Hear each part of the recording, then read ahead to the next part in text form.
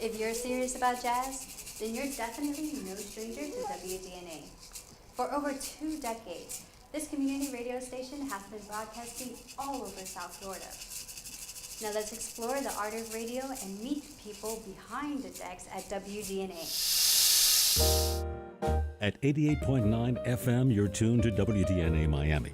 Public radio, redefined.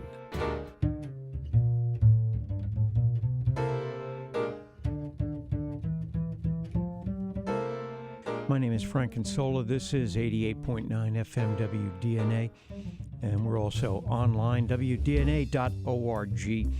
Began at WDNA around 1989. I'm probably the best kept secret in jazz down here. The longest running programmer on the radio for jazz. And I found out about WDNA like everybody else does by checking the radio out on the left end of the dial. You go to where the non-commercial stations are, public radios and colleges, things like that. And I found a station, and they were broadcasting out of a little place here in South Florida. And I started listening and enjoying the music, and I started to come around, and I met a couple of the people here. I've always loved radio because it's theater of the mind. It's television without the pictures, so those of you who are in the business, you have to work extra hard to convey a thought or convey a scene, both not just in music but in talk. So the art of radio is putting sound and words and music together and to maintain the ear of the audience, so that when you listen to the radio, you don't want to get out of your car because it's a combination of both science and art coming together, and to me that's total divinity. The station started actually in 1980, and it started broadcasting a few hours a day. It's really blown me away how it's grown over the years. When I started here as an intern many years ago, we were in a little warehouse office, maybe 1/5 the size of this building, and they were still using carts, which many of you out there may know as little 8-track tapes for playing spots and things, and a couple of old turntables from the 50s, it looks like, straight out of history. And now we're a completely digital facility. We're not really programmed by a corporation or a program director, so to speak. Each and every individual who's on the air actually programs his or her own show the way he or she sees fit. And so we're bringing something that's truly unique, particularly in radio these days where everything seems to be pre-packaged.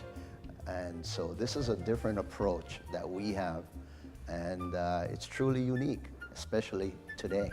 Freedom that we've had to deal with some of the great people that are doing great things in music and in the arts. And so we're not limited in that sense by, we can only do a 5-minute interview. If I'm interviewing Cachao, I have the freedom to spend 4 hours with him on the air. Or if it's Eddie Harris who's here for an interview, I'm not going to just do an interview for 10 minutes and go on, I'll have him here for hours. I don't plan a show a lot of times. Most of the time when I come in, I usually bring about 70% of my music from home. I kind of have an idea where I might want to go if I'm going to celebrate an artist like today. We had a birthday, so I brought in that artist's music.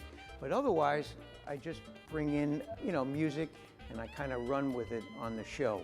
I've always had a passion for all of the styles of music, and I usually tell my audience, if you hear something on my show that you don't care for, just wait a few minutes. You're listening to Global Gumbo with Magica and Mono P. We're South Florida's only anything goes world music show. WDNA has been an inspiration to me since the beginning of time.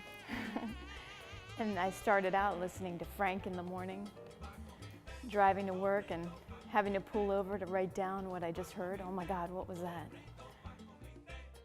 Well, jazz is the soundtrack to my work a lot of the time. I mean, I prefer to listen to improvisational music and music that doesn't have lyrics to go in my mind and make me think about the lyrics. I think about my own thoughts and I think about what I'm working on and so forth, and that's what I listen to when I work. I've been listening to jazz since I was a kid.